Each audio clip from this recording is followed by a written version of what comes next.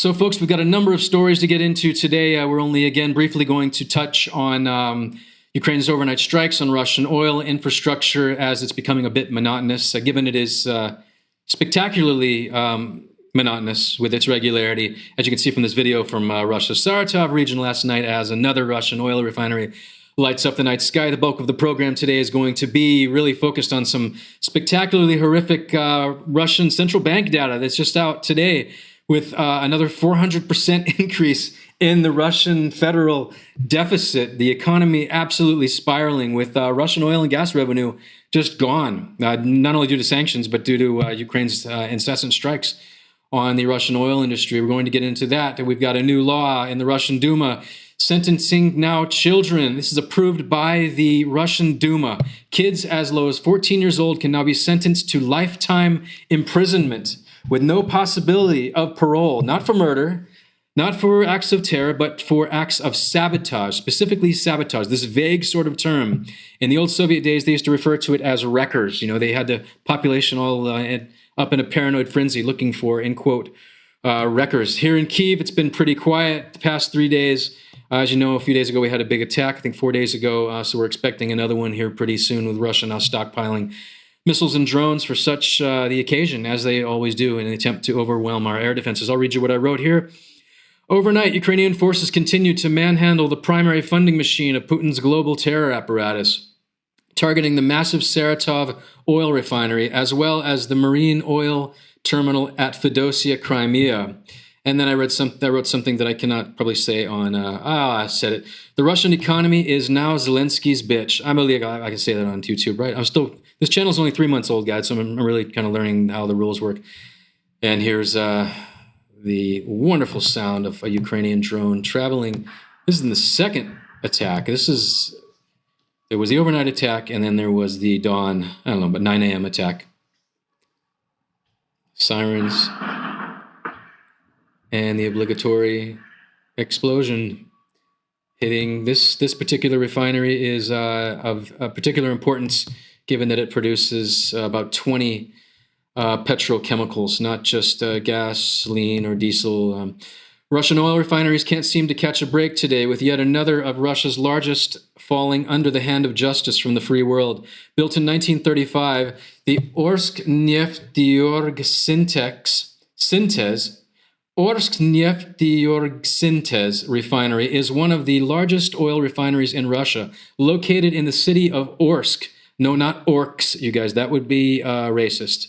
So everyone knows that we can't call Russians orcs, and that's not what I did. In the city of Orsk, Orenburg region. Here is yet another. This was about noon. So I mean, Ukraine's just getting absolutely brazen. Now this is quite a distance from Ukraine. I'll show you on the map exactly where this is. And this is a midday strike. Ukrainian drones just freely traversing Russian airspace.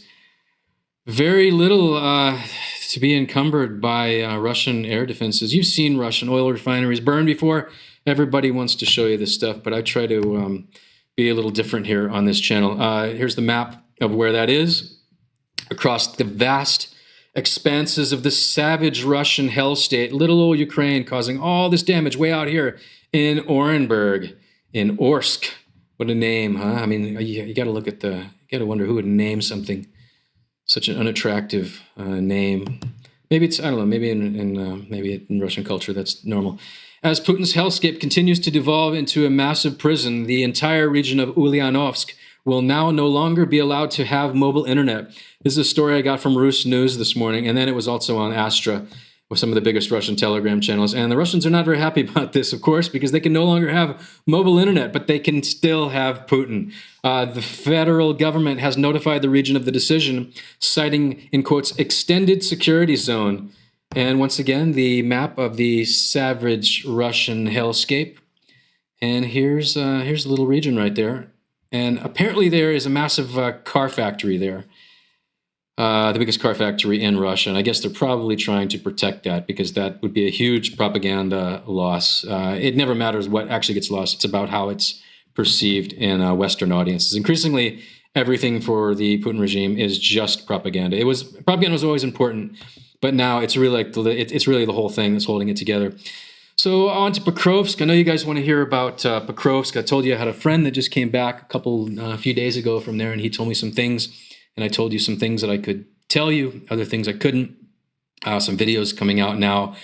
I'll read you what I wrote this morning from some videos that were issued from the Russian propaganda matrix to show their invincibility, that they're just wandering into Pokrovsk. This is not Pokrovsk, by the way. It was sold as Pokrovsk. It's slightly outside the city. What I wrote, like the living dead having metastasized into the free world. And then I wrote, Russians roll into the outskirts of Pokrovsk. That's not what I wrote there, but you can get the idea. I don't think I can read these things on YouTube. And then I just said some bad things, probably about the Russians that are currently engaged in invading the good people of Ukraine. And here's the video, and it's through the heavy fog. And it's just Russians rolling in. There's no donkeys in this, which was some kind of surprise. But look at these guys. I mean, you've seen Mad Max, right? Look at these guys. This is what the Russian army has devolved into. And what I told you the other day about my friends saying that they're all being sent into Pokrovsk in groups of from 2 to 7 guys. This is what they're rolling into town with. Stolen motorcycles, stolen cars, lightly armed, and they're just rolling in like... I don't know, like if you put them in leather jackets, it would be like Marlon Brando's like Wild Ones, right? I mean, it's just yeah, no donkeys though. But then what happened? So this clip went all over the place, and oh my God, even Kyiv Independent, who I sometimes am very disappointed in their headlines, that they just grab some Russian propaganda narrative and run with it. An hour later, Ukraine handled this situation. Same road, same motorcycles, same guys. And about 100 drone strikes. And I don't know how much of this I can really show you guys. I don't think it shows, there's no people in there, just most of the guys had fled and they're just taking out motorcycles. I don't want to risk it showing this to you though, but you can check it out. It's all over Twitter and Telegram right now. So don't take, so when you hear about, the spectacular Pokrovsk gains, by at the hands of the Second Army of the world, take it with a grain of salt and try to dig a little further and wait for confirmation, official sources, because there's a lot more going on than the headlines always. But you need to be patient sometimes. And this is the Stalin-era law that the Putin regime is. This is okay. This is just nuts. Okay, and this story needs to be covered in Western media. So if you're going to tell your friends about anything from this little podcast that I do here, have it be this one. Putin continues. This is mainstream Russian media from this morning. I'm not making this up. You can go to interfax.ru and look it up. I'm not making up this stuff. Putin continues ramping up the oppression while Russians are distracted by the spiraling economy. Today, the Russian government announcing the return of another Stalin-era law. Life sentences, even for children aged 14 and over, as punishment for vague charges of sabotage. I'm not making any of this stuff up, guys, okay? Just go to interfax.ru. It's all over other Russian media now, too. I got it early this morning. This is 2:34 p.m. Moscow time, November 11th, today. On Tuesday, the State Duma adopting a law on increasing penalties for sabotage activities in its second and third final readings. So this is going to be law now. The law lowers the age of criminal liability for sabotage-related crimes to 14 years old, similar to the existing law on liability for terrorism. But what was added to it was it makes it so that they're mandatory life sentences. There's no get out of jail free card no matter what you do. The law also adds a new increased penalty, clause number blah, blah, blah, of the criminal code, inciting a minor to terrorist or sabotage activity will be punishable by up to life in prison. Another provision of the adopted law is the abolition of the statute of limitations for all crimes of sabotage, nature, a ban on suspended sentences for participation in sabotage organization, and a ban on reducing punishment below the sanction provided for in the article of the criminal code of the Russian Federation. So it's not only the 14-year-old that's going down for life, it's going to be any adults that happen to be around him. That's probably a way to jail the parents that maybe are criticizing the regime. So things are getting crazy, you guys, in Russia. As things get worse and worse in Russia, the oppression is only going to increase. Everything that Stalin did is 100% coming back. And why do they have to do it? Why do they have to do this? Because things like this. Another budgetary disaster for Russia with October deficit exploding. These are Russian central bank numbers out from the past 2 hours, okay? Tabulated by our good buddy Yevgen. Follow him on Twitter. The guy, there's nobody that touches him as far as taking all the central bank data he has to weed through and build charts. Up over 400% year over year as all funds pour into the Mad Tsar's fantasies of territorial expansion.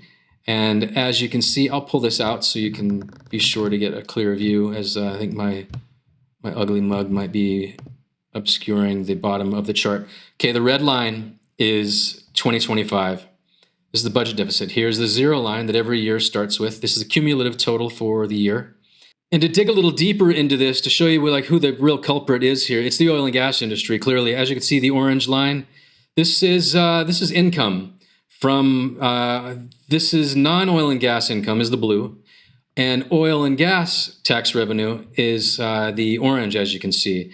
And as you can see here, back in February, all of a sudden this number went hugely negative, and then it was again negative. This is year over year change, year over year. Year over year, year over year. And as you can see now, we're down 27% year over year for the month of October. And what's interesting now is that now the non-oil and gas revenue has also fallen off a cliff. This is because of the consumer economy. The consumer economy is absolutely falling off a cliff. The only real jobs are now in the defense sector, which is merely just capital destruction. So this whole thing is finally catching up. That's why you have budget deficits that are 400% worse than last year.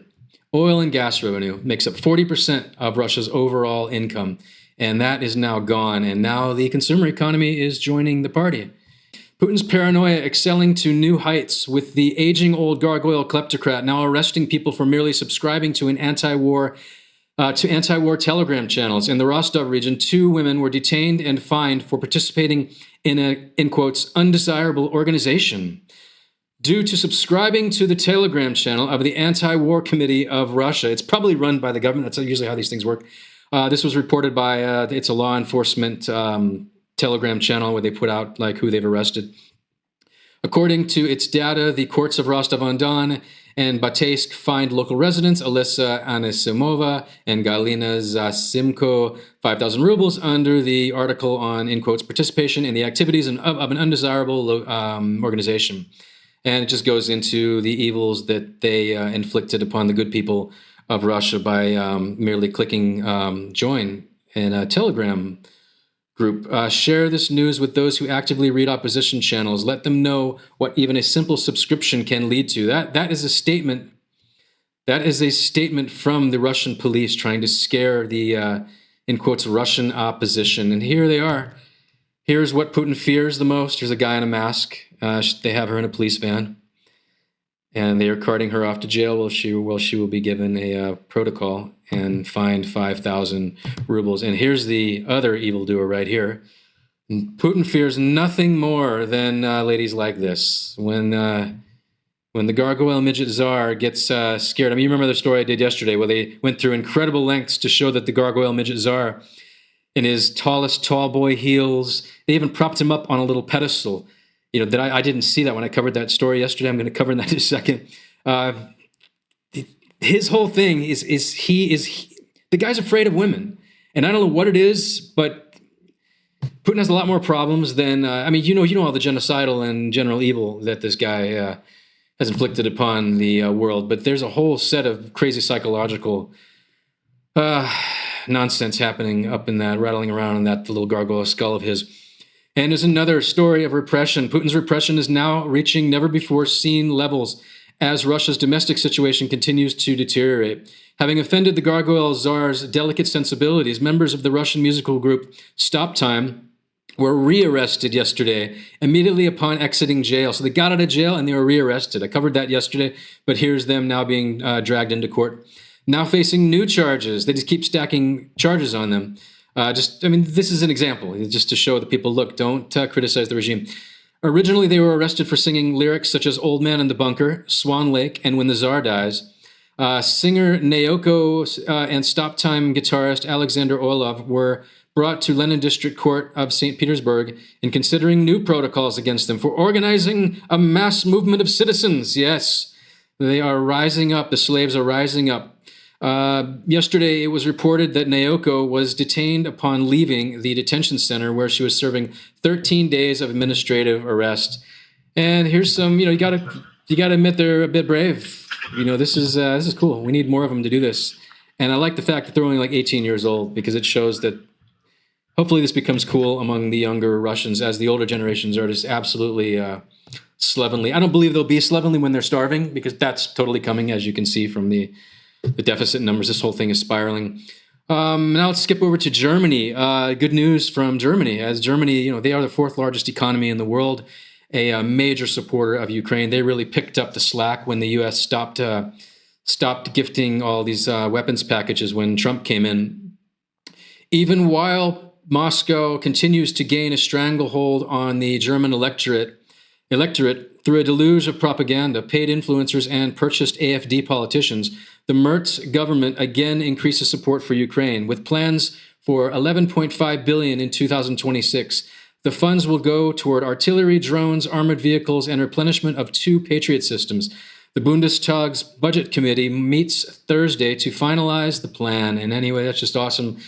Big thanks out to the people of Germany that are bringing the hammer on the gargoyle midget czars' aspiring plans of Napoleonic conquest.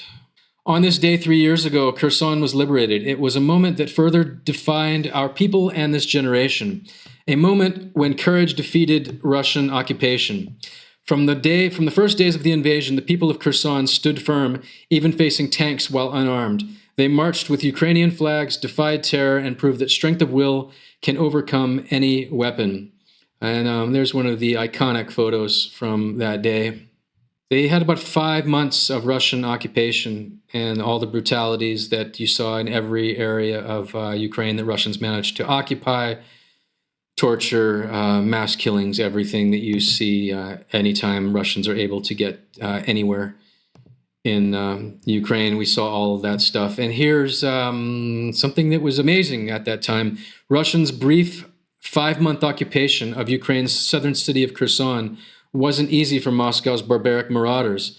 Unarmed citizens challenging Russian tanks and military vehicles of all kinds was commonplace before they were finally expelled. And this is unarmed Ukrainians. Maybe you've seen some of these facing off. This one, it's not tanks on this one. This is, they're facing off military vehicles. And the Ukrainian army was not in the city. They were backed by nothing other than their own courage here. Chanting "Go home" to the Russian savages. And the people just kept inching toward these vehicles that were full of soldiers. The soldiers didn't even get out. They didn't want any of this because their choice was really a PR disaster, because at that time, many films, videos, constant videos were coming out from Kherson. The Russians were trying to block the internet and everything. It would have been an absolute disaster this early in the war just to massacre unarmed. Because at that point, the Russians actually thought, in their delusion, they really thought that somehow some of the Ukrainian cities, they had given Putin handed him the fantasy that Ukrainians were somehow going to be, oh, hey, look, it's Russians, let's bow down and serve our new masters, our new Russian overlords. And nobody was going to do that in any part of Ukraine, despite any Russian propaganda you may see to the contrary. And here are the Russians